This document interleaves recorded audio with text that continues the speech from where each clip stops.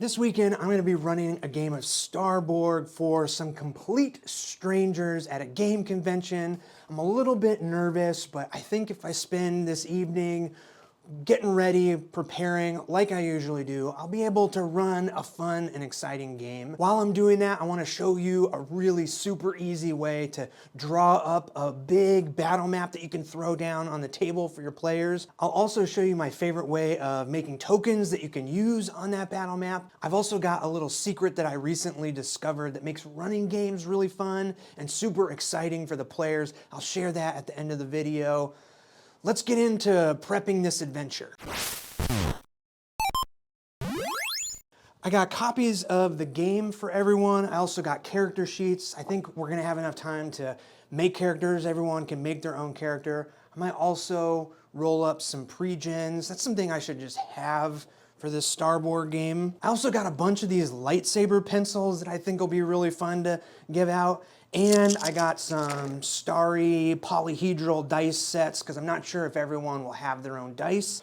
Okay, technically this is all I need to run a game of Starborg. I'm actually just gonna be running the adventure that's in the back of this Subspace Datacron #1 zine that I recently made up. It's called Evacuate the Rebel Base. Basically the Legion, or the Empire, whatever you wanna call them, has discovered the Rebel base.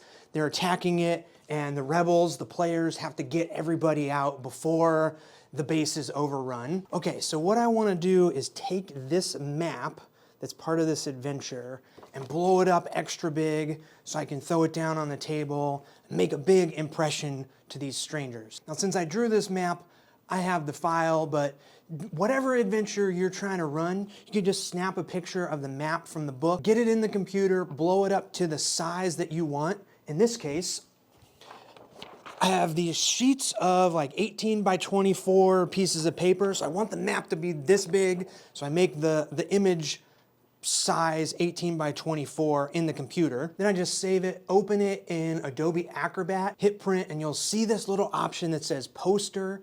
It basically automatically divides whatever size you made the image into sections that are all equal to an 8.5 by 11 or letter size piece of paper. So then you can print it off in sections. Now I have mine here that I'm taping together with just some regular old Scotch tape. I guess technically you could just throw this down on the table when you've got it all pieced together. But I really want to leave an impression for the players that have signed up for this game. So I'm going to redraw it. Basically, I'm just gonna trace over it. I've got my light table out. I got the pieced together poster and then my big blank sheet of paper on top so I can see the printout image through the paper and just retrace it. Don't worry if you don't have a light table. It's super easy to just tape your poster up to a window and use the light coming through the window as a natural light table. I'm using my absolute favorite markers, Posca markers, to trace this map. I'm using a few different sizes. I'll have links to everything I'm using in this video down in the description so you can check it out. I had a lot of fun coming up with this map originally. I'm having just as much fun redrawing it again at this bigger scale. It's getting me excited because it's gonna be really fun to throw down this big map on the table and, you know, let these players have fun exploring it, getting into trouble, fighting some stormtroopers, trying to escape before this place gets overrun with the Empire, with the Legion. I guess I should say Starborg is my Star Wars inspired hack of Morkborg that I made with my friend Kyle, AKA Mapcrow. I think it's a super fun game. I've got an ongoing adventure with my home in-person group going. And I really hope these strangers have fun playing it at the Pittsburgh Gaming Expo this weekend. You know, I might actually be running the game as you're watching this video, if you're watching right when it comes out. I've got this map made, but I also need to have some tokens that the players can move around. So let me show you my favorite way of making tokens to use on a battle map. So if you're gonna do this at home, you're gonna need some 1-inch round magnets that have a sticky side. You'll need some 1-inch circular epoxy stickers, somewhere to cut out some images from. In this case, I'm just gonna use the Starborg zines I've already made. You'll also need a 1-inch circular punch, hole punch, and some scissors. Now, I would never cut up somebody else's zines or books, but since I have a bunch of these Starborg zines printed up, a few of them are damaged. I don't feel so bad cutting them up and ruining them altogether. And actually, this process is kind of fun. It makes me want to do some collaging.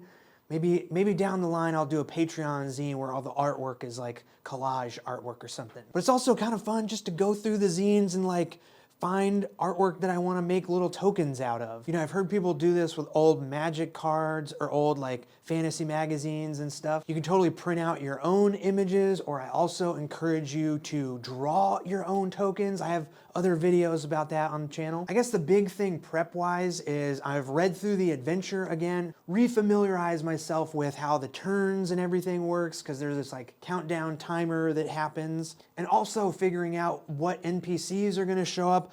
Obviously, there's a lot of like stormtroopers and legionary soldiers. There's some security bots and other rebels, so I've cut out a bunch of those. In this same zine, I have a 2-page spread with just random weird alien NPCs, so I'm using some of these as tokens. And honestly, I've kind of overdone it. I've punched out way more tokens than I'll actually need for this adventure, but I was just having fun, you know, punching stuff out, cutting stuff out. So to assemble these tokens, it's super easy. Just peel off the sticker from the magnet, slap your hole punched artwork on top. Usually I like to put these clear epoxy stickers on top, kind of gives a little bit more dimension. But I think with the nice printing and the good paper that these zines are made from, I actually like just the flat artwork on the magnet, no epoxy sticker on top. I think, you know, these tokens will probably be a little less durable, but I can always make more. You know, I love a good paper miniature, but there's something about these 1-inch round tokens that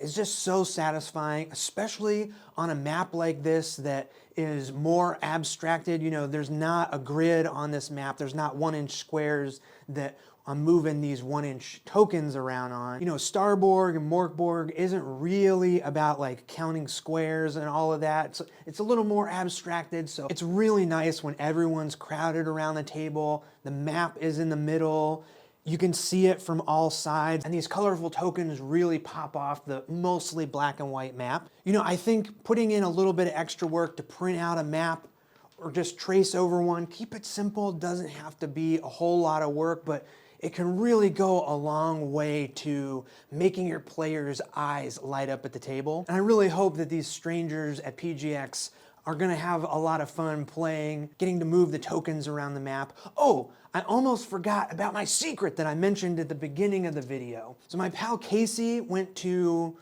what's the Disney Star Wars, Galaxy's Edge, and brought me back a little bag of chance cubes. So these are just D6s, but instead of having numbers on them, there's a blue side and a red side, 3 of each, so 50-50 chance. So I don't know about you, but the players in my home Starborg game, which includes Casey, they ask all kinds of questions, and because they know Star Wars, they can kind of poke and prod at the world and the system a little bit. They end up asking stuff that like there's no mechanical rules for necessarily, but it's always something surprising. It's always shocking to me. So these little cubes have become like almost the main way we play the game. They ask these crazy questions, and then I say, roll a chance cube, and if it's blue, then the answer is yes. If it's red, the answer is no. And we just keep the adventure rolling. It gets them really engaged in the game because they feel like they're contributing to the world,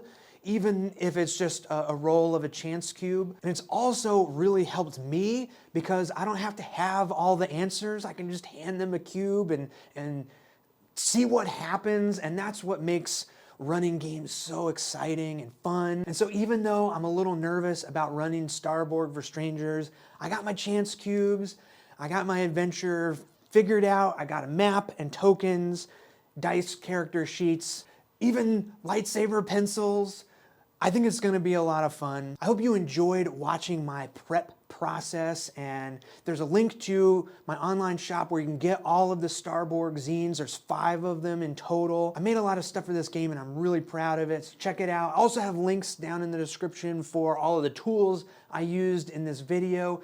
Thank you so much for watching, and I'll see you in the next one. See ya!